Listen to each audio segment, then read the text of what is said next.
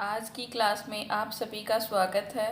इस वीडियो में बात करेंगे हम कक्षा 10 का गणित में चैप्टर 3 है जो हमारा चल रहा है दो चर वाले रैखिक समीकरण युग्म, जिसमें प्रश्नावली 3.1 का हमने 3 क्वेश्चन पीछे वाली क्लास में कर चुके हैं। अब आगे के क्वेश्चन इस क्लास में होंगे।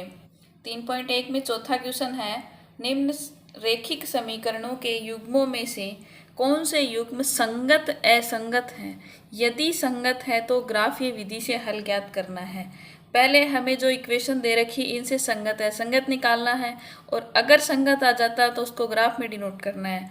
तो 4 में पहला है, दो इक्वेशन दे रखी x + y = 5 और 2x + 2y = 10। यहाँ से हम a1/a2 b1/b2 c1/c2 निकालेंगे। तो a1/a2 बराबर यहाँ x के गुणा में 1 है, a2 है 2, b1/b2 इक्वल टू b1 की वैल्यू क्या है 1, b2 की वैल्यू 2, c1/c2 इक्वल टू 5/10। क्या कोई कट रहा है? c1/c2 ये कट रहा है, 5 एकम 5, 5 दूनी 10, 1/2 1/2 1/2, यानी कि तीनों इक्वल हैं। तो हम लिख सकते हैं a1/a2 equal to b1/b2 equal to c1/c2। जब ये कंडीशन आती है तो रेखाएं होती हैं संपाती, और संपाती रेखाएं होती तो युग्म होता है संगत। अब हमें बोला है संगत युग्म है तो ग्राफ विधि से हल करना है। ग्राफ के लिए हम क्या करेंगे, दोनों इक्वेशन का डब्बा बना के x और y का वैल्यू निकालेंगे। इक्वेशन फर्स्ट और सेकंड दो समीकरण दिए हुए हैं, तो पहला समीकरण ये है और दूसरा समीकरण ये है। इन दोनों को अलग अलग x y के मान रखेंगे, इनमें दोनों का अलग अलग डब्बा बना लिया x और y के लिए। पहले में इसमें x का वैल्यू रख दो या चाहे y का रख लो, हमें दो दो मान लेने हैं जैसे पीछे वाले क्वेश्चन किए हैं। इसमें हमने x की जगह 0 रख दिया तो y क्या आएगा 5। अब हमने y की जगह 0 रख दिया तो x क्या जाएगा 5। दूसरा समीकरण ये है, इसमें हम x की वैल्यू 1 रख के देखते हैं क्या आता है। यहाँ हमने 1 रखा, साइड में करके देख लो, 2x + 2y = 10। ये समीकरण है, इसमें 2 × 1, x की जगह 1 रखा equal to 2y + 2y = 10, 2 Ekam 2, 2y = 10। ये 2 इधर प्लस में इधर जाएगा माइनस में 2, y की वैल्यू निकालेंगे, इसमें से बचा 8 और ये 2 गुणा में है तो भाग में चला जाएगा, 2 चौको 8, y की क्या आ गया 8। रखा क्या था x की जगह 1, y क्या आ गया 4। अब हम x की जगह 3 रख लेंगे, 2 × 3 + 2y = 10, 3 दूनी 6 + 2y = 10, 2y = 10 इधर आएगा माइनस का 6, कितना बचा 4, ये गुणा में ये भाग में जाएगा 2, 2 दूनी 4। x की जगह क्या रखा 3, y की जगह क्या आया 2। ये हमारा रफ काम था, इसको हटा देना। अब ये दोनों वैल्यू ग्राफ में पुट करेंगे, ये हमारा ग्राफ है। पहले समीकरण से देखना, पहले समीकरण में x और y का मान क्या है, x का मान है 0 और y का मान है 5। तो x ये है और y ये है, तो x पे देखना x 0 और y 5। तो एक बिंदु तो ये आ गया 0 और 5, तो यहाँ लिख देंगे 0 और 5। पहले लिखना है x का मान, बाद में y का। दूसरा है x है 5 और y 0। अब x ये लाइन है, इस पर ढूंढेंगे x 5 और y 0, तो ये आ जाएगा x 5 y 0। दूसरे समीकरण से क्या आया था, x का मान 1 y का मान 4, x 1 और y का मान 4, यह आ जाएगा x 1 y 4। दूसरे में ये है x का मान 3 और y का मान 2, x का मान 3 y का मान 2, ये बिंदु आ गया 3 और 2। अब इनको आपस में मिलाएंगे, तो पहली इक्वेशन कौन सी है 0 और 5 ये। अब देखो सारी एक ही लाइन पे आ रही हैं, एक लाइन पे क्यों आ रही है, क्योंकि हमारे पास क्या आया संपाती रेखा। संपाती रेखा में क्या आता है, एक लाइन के ऊपर दूसरी लाइन, इनको मिला देंगे। हमें तो ग्राफ में बस ये डिनोट ही करना था, ग्राफी विधि से संगत युग्म है ये देखना था, संगत युग्म है संपाती रेखा। देखो ये संपाती रेखा होगी, ये है 4 में दूसरा। a1/a2 निकालेंगे, a1 है 1, a2 है 3, b1 है -1, b2 है -3, c1 है 8 और c2 है 16। कट रहे हैं तो काट दो, माइनस माइनस कट रहा है आपस में, 8 एकम 8, 8 दूनी 16, ये क्या है 1/3, और ये भी 1/3, ये 1/2, ये दोनों बराबर हैं, ये दोनों बराबर नहीं है, तो हम यहाँ लिख सकते हैं A1/A2 बराबर है B1/B2 के और बराबर नहीं है C1/C2 के। इस कंडीशन में रेखाएं समांतर होती हैं और जहाँ समांतर रेखाएं हैं वहाँ युग्म होगा असंगत युग्म। हमें यहीं तक करना था, अगर संगत आता तो हम ग्राफ में डिनोट करते। अब हमारे पास आ गया असंगत युग्म। इसमें है तीसरा, इसमें भी ऐसे ही निकालेंगे A1/A2 2/4, B1/B2 1/-2, C1/C2 -6/-4। जो कट रहा है उनको काट दो, 2 एकम 2, 2 दूनी 4, माइनस से माइनस कैंसिल हो रहा है, 2 दूनी 4, 2 तिये 6। देखो यहाँ 1/2 प्लस का है और यहाँ 1/2 माइनस का है, क्या ये दोनों बराबर है? नहीं है ना, तो क्या आएगा A1/A2 does not equal to B1/B2। ये वाली कंडीशन कौन सी रेखा के लिए लागू होती है? प्रतिच्छेदित रेखा। प्रतिच्छेदित रेखाएं हैं इसलिए संगत युग्म होगा, और संगत युग्म होगा तो हमें ग्राफ में डिनोट करना ही पड़ेगा। ग्राफ के लिए हमें क्या करना होगा? दोनों समीकरण से डब्बे बना के एक्स वाई की वैल्यू निकालनी होगी। पहला समीकरण ये है, दूसरा ये है, ये माना पहला और ये दूसरा। यहाँ से हम डब्बे बना लेंगे। पहली इक्वेशन के लिए एक्स में रखते हैं 0, एक्स की जगह 0 रख दिया, ये टर्म तो 0 हो गई, तो वाई बराबर क्या आ जाएगा? या उधर जाएगा तो प्लस का 6, तो एक्स की जगह रखा 0, वाई का आ गया 6। साइड में करके देख लेना। फिर अब की बार हम y का मान रख लेंगे 0, यहाँ ये 0 हो जाएगा तो 2x बराबर 6, और ये x के गुणा में भाग में जाएगा तो 2 इस पर डिवाइड होगा तो कितना बचेगा 3।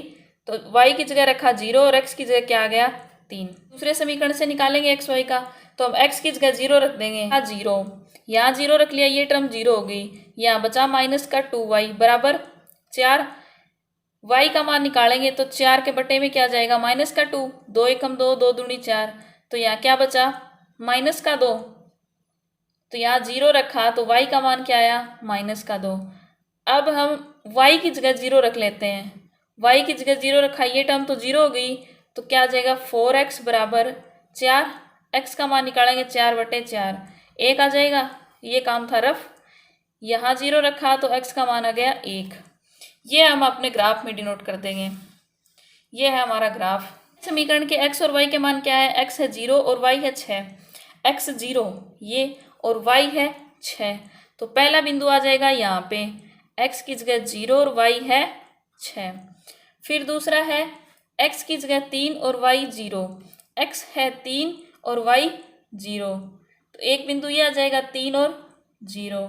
दूसरे समीकरण में x y का मान है 0 और -2, x तो 0 है और y का मान -2, यानी कि नीचे आ जाएगा ये x का मान 0 और y का मान -2। अब दूसरे समीकरण में दूसरा मान है x का 1 और y का 0, x का 1 और y 0, तो ये बिंदु आ जाएगा यहाँ पे, x है 1 और y 0। पहला बिंदु है 0 6 और 3 0, ये पहले समीकरण का है, इन दोनों को आपस में मिला देंगे। दूसरा समीकरण था ये दोनों बिंदु, इन दोनों को आपस में मिला देंगे। क्या निकाला था? प्रतिच्छेदित रेखाएं क्या एक दूसरे को प्रतिच्छेद कर रही है? प्रतिच्छेद कर रही है तो एक हल आएगा, यहाँ का मिल रही है ना जिस बिंदु पे, वो हल आएगा इसका एक। इधर से ये 2 पर मिल रही है, इधर से x का मान 2 और y का मान भी 2, तो ये बिंदु क्या आ जाएगा? 2 और 2, इस बिंदु पर ये मिलती है। हमें ये ग्राफ में डिनोट करना था। चौथे में एक चौथा और बच गया, ये 2 समीकरण दिए हुए हैं, इनसे हम A1 A2 B1 B2 C1 C2 का मान रखेंगे। A1/A2 तो A1 है 2/4, B1/B2 B1 है -2 और B2 है -4, C1 -2 और C2 -5।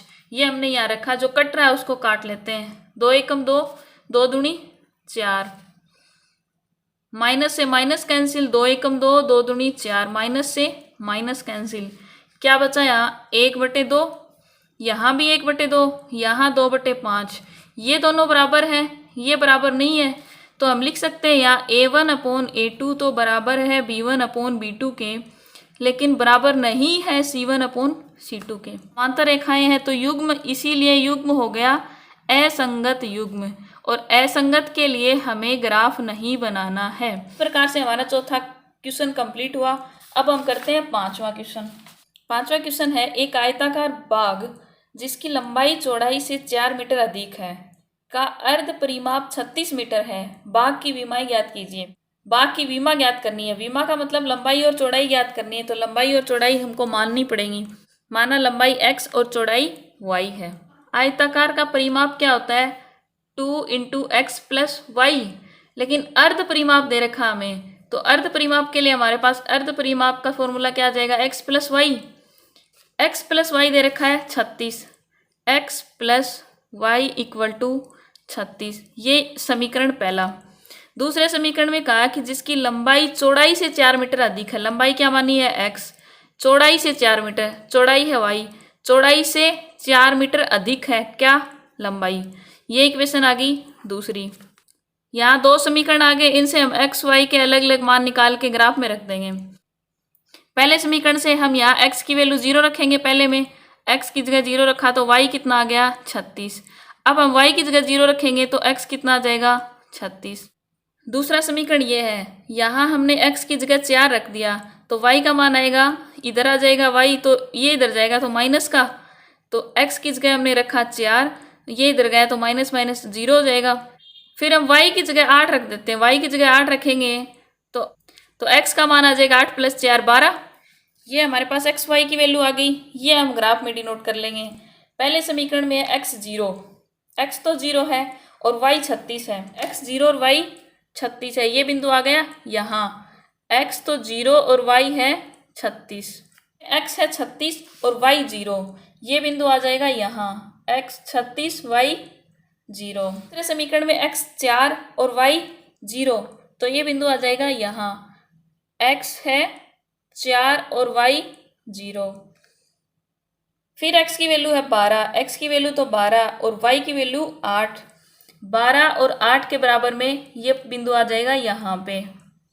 x तो है 12 और y की वैल्यू है 8। आपस में मिलाएंगे। समीकरण पहले के दो बिंदु है उनको आपस में मिला देंगे, समीकरण दूसरे के उनको आपस में मिला देंगे। तो मिलाने पे ये प्रतिच्छेद होती हैं। यहाँ पे एक बिंदु आता है, दोनों को मिला, दोनों यहाँ पे मिलते हैं, यहाँ पे मिलते हैं, तो x का मान तो इधर है 20 और y का क्या है 16, तो ये x 20 पर और y 16 पर मिलते हैं। हमें निकालना था ग्राफ से x y की वैल्यू, विमाएं, लंबाई और चौड़ाई x y मानी थी, तो लंबाई तो क्या आ गई 20 और चौड़ाई क्या आ गई 16। ये हमारा आंसर है। इसी में छठा क्वेश्चन, इसने बोला एक रैखिक समीकरण ये दे रखा है कि दो चरों में से एक ऐसी रैखिक समीकरण लिखिए ताकि प्राप्त युग्म का ज्यामितीय निरूपण जैसे कि प्रतिच्छेदित करती हो या समांतर रेखाएं हो या समपाती रेखाएं हो। एक समीकरण तो इसने दे रखा है और दूसरा हमें लिखना है जो कि प्रतिच्छेद करती हो या समांतर या समपाती, तीनों में अलग अलग है। प्रतिच्छेद के लिए क्या कंडीशन है? a1/a2 does not equal to b1/b2। पहला समीकरण हमारे पास 2x प्लस 3y माइनस 8 बराबर 0, ये इक्वेशन तो दे रखी है और दूसरी हमें लिखनी है खुद से। ना तो इसके बराबर लिखेंगे, ना इसके जो टेबल में या इसके गुणज होते हैं वो लिखेंगे, इससे अलग लिखेंगे ताकि ये दोनों इक्वल ना हो। तो हम एक इक्वेशन लिख लेते हैं 3x plus 6y minus 2 equal to 0। देखते हैं यहाँ a1/a2 क्या है 2/3, b1/b2 क्या है 3/6, 3 एकम 3, 3 दूनी 6। क्या ये दोनों बराबर आए? नहीं है ना। a1/a2 does not equal to b1/b2 बराबर नहीं है, तो हमारी इक्वेशन सही होगी। ये इक्वेशन रखनी थी यहाँ। दूसरा है समांतर रेखाएं। समांतर रेखाओं के लिए कंडीशन क्या होती है? a1/a2 बराबर हो b1/b2 के और बराबर नहीं होगा c1/c2 के। एक समीकरण दिया हुआ 2x प्लस 3y माइनस 8 बराबर 0। दूसरा हमें लिखना है b1/b2, इसका दुगुना करके लिख देंगे। 2x है तो 4x प्लस 3 का 6y प्लस ये कुछ और लिख दो क्योंकि ये दोनों बराबर नहीं होने चाहिए, प्लस का 2 लिख दिया। अब ये लिख के देख लो इसमें a1/a2 बराबर आ रहे हैं क्या? a1/a2 बराबर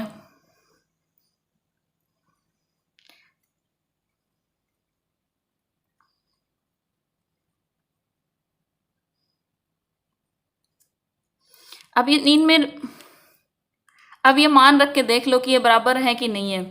तो A1/A2 रख लिया, ये B1/B2 और C1/C2 इनको काट लो, कट रहे हैं तो 2 एकम 2, 2 दूनी 4, 3 एकम 3, 3 दूनी 6, 2 एकम 2, 2 चौको 8। ये दोनों बराबर है, ये बराबर नहीं है, तो A1/A2 बराबर है B1/B2 के, नॉट इक्वल टू C1/C2 के। यही कंडीशन होती है समांतर रेखाओं की, तो हमारे ये इक्वेशन सही है। यहाँ सबके समीकरण अलग अलग आ सकते हैं, जो भी आप रखोगे उसके हिसाब से कंडीशन फॉलो करनी चाहिए बस।